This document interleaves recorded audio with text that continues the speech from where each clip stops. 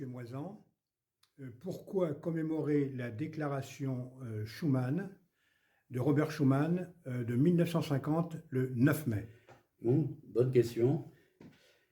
Pour une raison très simple, c'est que le 9 mai 1950, Robert Schuman, ministre des Affaires étrangères, a donc fait dans le salon de l'horloge, donc au Quai d'Orsay, une déclaration et lu un texte qui est absolument fondamental, puisque l'objectif était donc de fonder une nouvelle Europe. Pour Robert Schuman, à l'époque, il est urgent d'agir. Il a eu ses propos, avant de lire son texte. Dans la première moitié du XXe siècle, l'Europe n'a pas été faite. Nous avons eu la guerre. Robert Schuman, à l'époque, est donc le ministre des Affaires étrangères. Il va le rester pendant près de 4 ans et demi, ce qui est tout à fait exceptionnel dans le cadre de la 4e République. C'est un homme de l'Est. Il connaît très bien l'Allemagne. C'est donc un homme des frontières et il s'est intéressé de près à la question européenne, vu évidemment les problèmes liés à l'Allemagne. Alors je dirais un mot, si vous voulez, pour commencer, sur l'initiative de cette déclaration. En fait, l'initiative n'est pas française, elle est américaine. La déclaration du 9 mai a été donc à l'initiative des Américains dans le cadre de la guerre froide. Ce qui est important de savoir, je le rappelle en quelques secondes, c'est que nous sommes en 1950 et depuis quelques années, l'Europe est coupée en deux, avec le bloc occidental pro-américain à l'ouest et le bloc oriental pro-soviétique à l'est. En 1949, l'Allemagne elle-même est divisée en 2 États. À l'ouest va naître la République fédérale d'Allemagne qui existe toujours, et à l'est va naître la RDA, la République démocratique allemande communiste.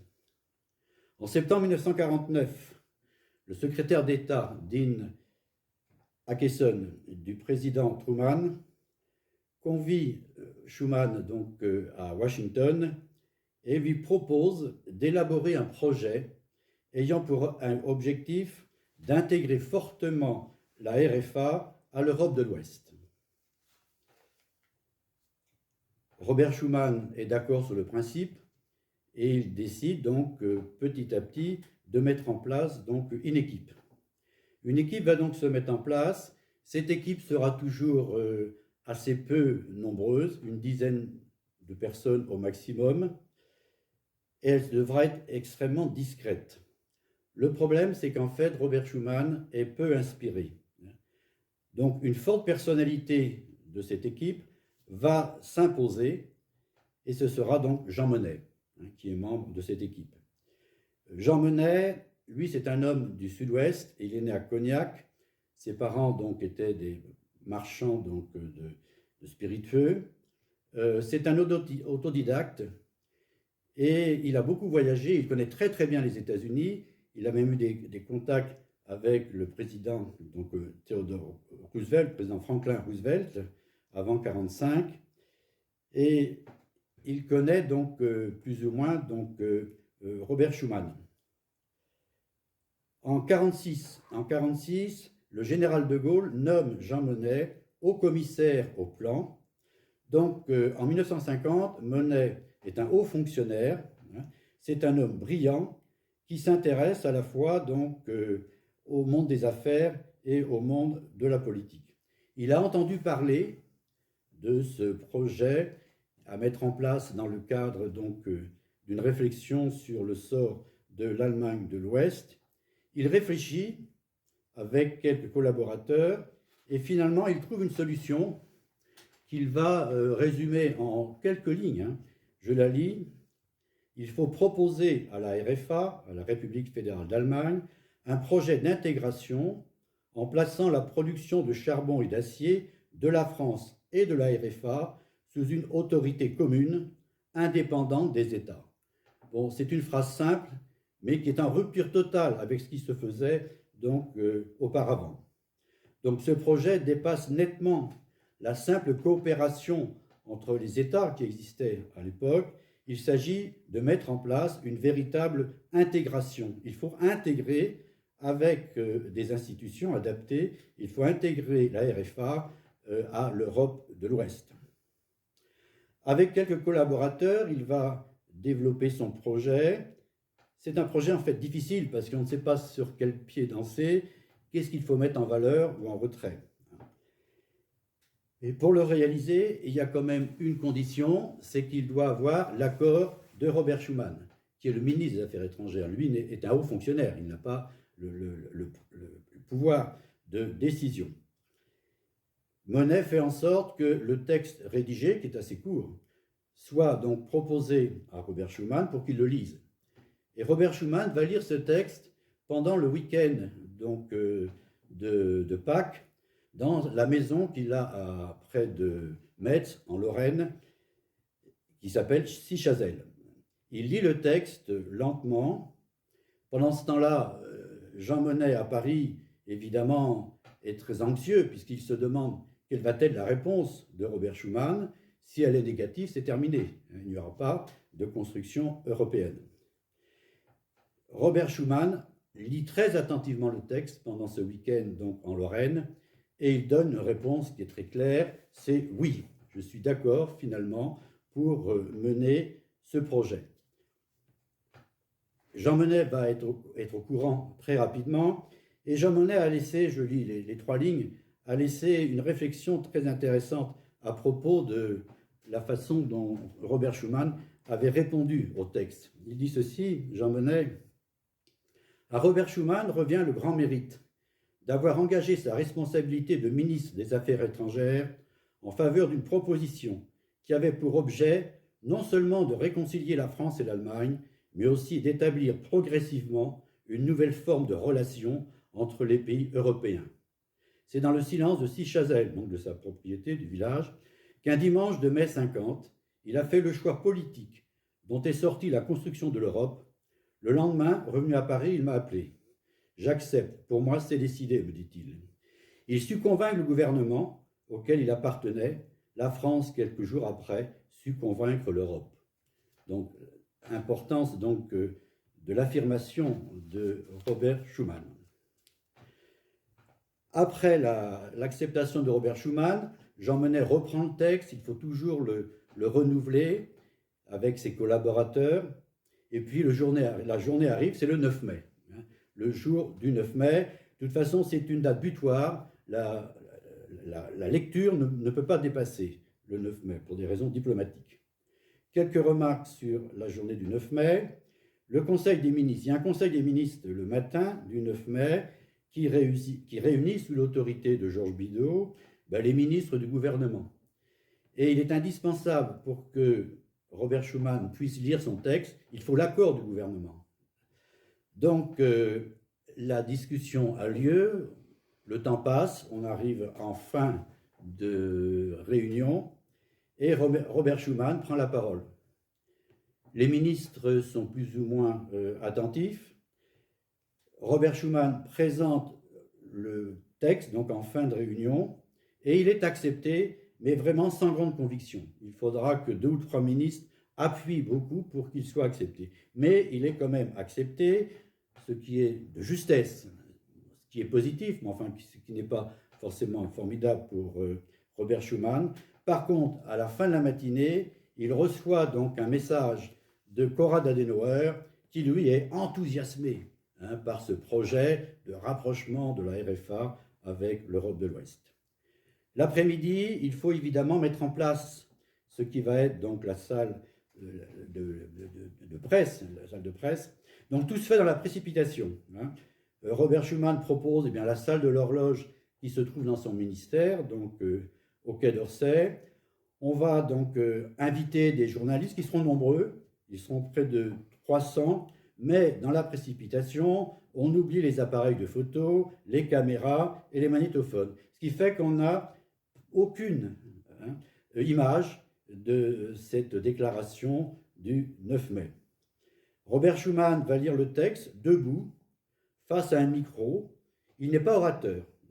Il va parler d'une voix assez faible et rocailleuse, mais il fera sa déclaration dignement et sera évidemment très écouté par les journalistes. Eh bien, c'est très bien, mais seulement j'espère que vous allez nous lire cette déclaration. On y va maintenant. C'est correct. Le texte est solide, hein, bien charpenté et surtout très novateur. Mon objectif n'est pas de vous lire entièrement le texte. Je vais simplement, vu le temps qui m'est imparti, insister sur quelques points forts de cette déclaration. Premier point. Il s'agit donc des rapports entre la France et l'Allemagne, qui sont quand même une question très importante. Le texte est très clair, et je lis le passage important. Le Rassemblement des nations européennes exige que l'opposition séculaire de la France et de l'Allemagne soit éliminée. L'action entreprise doit toucher au premier chef la France et l'Allemagne. Donc ça, c'est un point extrêmement important. Dans le cadre de cette déclaration, il est indispensable qu'il y ait une réconciliation franco-allemande et qu'il soit une réconciliation forte. L'objectif semble impossible à réaliser suite aux 3 guerres depuis 1870. Pourtant, elle va être réalisée et donner naissance au fameux couple franco-allemand.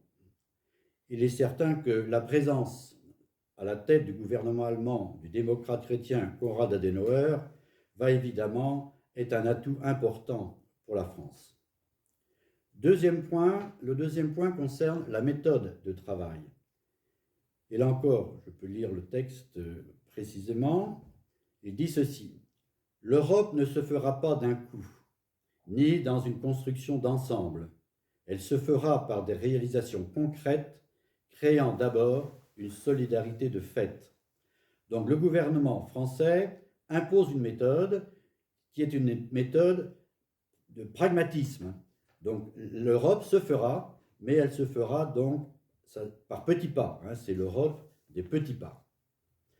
Un autre point important, c'est la priorité à l'économie. Là encore, le texte est très explicite. Le gouvernement français propose immédiatement l'action sur un point limité mais décisif. Le gouvernement français propose de placer l'ensemble de la production franco-allemande de charbon et d'acier dans une organisation ouverte à la participation des autres pays d'Europe. À l'époque, la France et l'Allemagne ont une grande tradition industrielle et les minerais et les entreprises sidérurgiques sont très importantes dans le contexte des années 50. En France, vous avez des sites, des régions industrielles qui sont évidemment bien localisées, donc dans le Nord et la Lorraine, et l'Allemagne possède évidemment la Ruhr. Ce qui est intéressant de dire ici, c'est que finalement, les premiers grands acteurs de la construction européenne seront des ouvriers, hein, des sidérurgistes et des mineurs. Il y a évidemment un élément qui justifie le choix de la sidérurgie. On aurait pu choisir peut-être d'autres entreprises. Le choix de la sidérurgie a été longuement réfléchi, l'acier étant évidemment le métal qui sert à la fabrication des armes. D'où la réflexion dans le texte, la solidarité de production qui sera ainsi nouée manifestera que toute guerre entre la France et l'Allemagne devient non seulement impensable, mais matériellement impossible. Donc ça, c'est une idée formidable. C'est l'idée, donc, grâce à un projet économique, de favoriser la paix donc, en Europe. Un autre point qui, lui, est extrêmement original, et c'est vraiment l'une des premières fois qu'on l'entend dans un discours fait par un ministre, une déclaration, le texte intègre la notion de supranationalité. Ça, c'est un mot un petit peu barbare, mais qui est extrêmement important. Est supranationale toute institution qui est au-dessus des institutions nationales. Ainsi, dit le texte, les entreprises de charbon et d'acier françaises et allemandes vont transférer ou déléguer une partie de leur autorité à un pouvoir supérieur, la haute autorité, qui sera une haute autorité commune. Ça, c'est extrêmement important. L'idée, donc, d'un transfert, d'une délégation de pouvoir d'entreprises industrielles à une institution, donc au-dessus des États-nations, la haute autorité. La supranationalité est donc un marqueur très important de l'Europe nouvelle et ce marqueur, il est bien dans la déclaration de Robert Schuman. L'existence d'une haute autorité va mettre les assises, va réaliser les assises d'un mot aussi peu connu à l'époque, c'est l'idée de fédération européenne. Le concept de fédération est à travailler, mais pour Jean Monnet et Robert Schuman, si le mot n'est pas encore très travaillé, en parlant de fédération, ils vont exclure, dans un premier temps, évidemment, deux types d'organisation de l'Europe. Est exclu, en parlant de fédération, est exclu l'idée de simple confédération. Il est clair que Monnet et Schuman ne souhaitent absolument pas une simple confédération où les États gardent toute leur souveraineté. Mais en même temps, on n'a pas le mot État fédéral. On ne parle pas, en 50, d'un État fédéral qui regrouperait les pays d'Europe intéressés par la nouvelle organisation. Donc, le mot clé à retenir, c'est supranationalité. Cette Europe, elle est supranationale, mais elle a encore à se chercher au niveau des institutions qui vont évidemment évoluer. Autre point important, c'est le mot ouverture. Ce mot revient à plusieurs reprises dans le texte. L'Europe est une organisation ouverte à la participation des autres pays.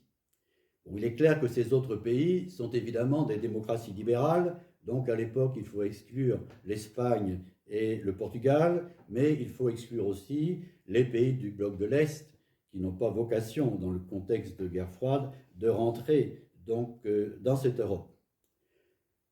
Et ces États rentreront assez massivement en 2004, donc il faudra attendre 54 ans pour qu'ils y arrivent en 2004, avec aussi deux autres États. En fait, de 6 États en 1951, le nombre des adhérents va arriver à 28 pour descendre à 27. Vous devez savoir pourquoi. Aujourd'hui, à 27, cette Europe représente quand même près de 450 millions d'habitants. Elle est incontestablement une puissance démographique. Autre mot très important, c'est la paix. Dans le texte, le mot paix revient très souvent. Et il dit ceci: la contribution qu'une Europe organisée et vivante peut apporter à la civilisation est indispensable au maintien des relations pacifiques. La paix est certainement l'un des acquis les plus importants de cette Europe. Et effectivement, depuis 1950, il n'y a jamais eu de guerre entre États membres de l'Europe, de l'Union européenne.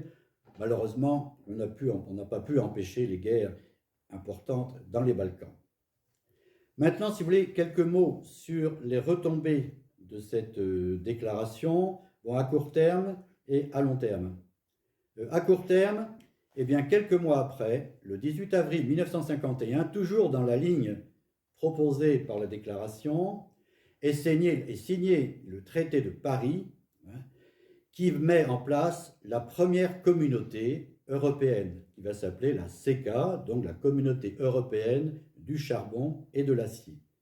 Une haute autorité, la haute autorité dont on a fait allusion tout à l'heure dans le texte, la haute autorité est mise en place et la personne qui va diriger cette haute autorité est Jean Monnet. Il va être le président de la haute autorité de la CECA. Cette haute autorité a des pouvoirs très importants, 3 principaux. Elle a l'initiative, elle a le droit de décision, elle a le droit d'exécution. Donc à ce poste-là, évidemment, Jean Monnet est arrivé au summum de ce qu'il souhaitait, un pouvoir supranational avec évidemment des pouvoirs très importants.